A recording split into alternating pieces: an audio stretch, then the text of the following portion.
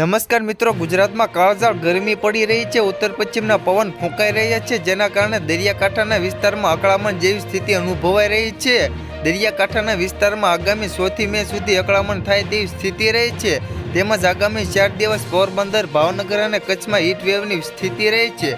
હવામાન નિષ્ણાત અંબાલાલ પટેલે આગામી દિવસોમાં આંધી વંટોળનું પ્રમાણ વધુ રહેશે અને 6 થી 8 મહિના પ્રી મોન્સૂન એક્ટિવિટી રહેશે। આ સાથે તેમણે જણાવ્યું છે કે ઉત્તર ગુજરાતના ભાગો, કચ્છના ભાગો અને અન્ય ભાગોમાં રહેવાની શક્યતા રહે છે। 10 થી 14 મહિના પ્રી મોન્સૂન એક્ટિવિટી થવાની શક્યતા રહેશે।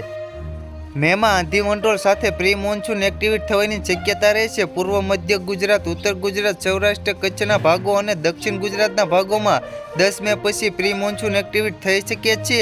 અંબાલાલ પટેલે એમ પણ જણાવ્યું છે કે ભારે આંધી વંટોળ સાથે કેટલાક ભાગોમાં મહત્તમ તાપમાન 44 થી 45 ડિગ્રી થવાની શક્યતા રહેશે। મે મહિનાના 2 સપ્તાહમાં થંડર સ્ટ્રોમ એક્ટિવિટી અને કાળઝાળ ગરમીના રહે અને હવે કાળી આંધી આવશે।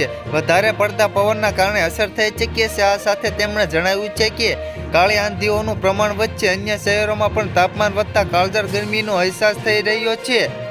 તો મિત્રો, હાલ માટે એટલું જ। ફરી મળીએ નવી અપડેટ અને નવા સમાચાર સાથે। તે પહેલાં ખાસ કરીને વિડીયોને એક લાઇક અને YTV ગુજરાતી ન્યૂઝ યુટ્યુબ ચેનલને ખાસ કરીને સબસ્ક્રાઈબ કરવાનું ભૂલતા નહીં।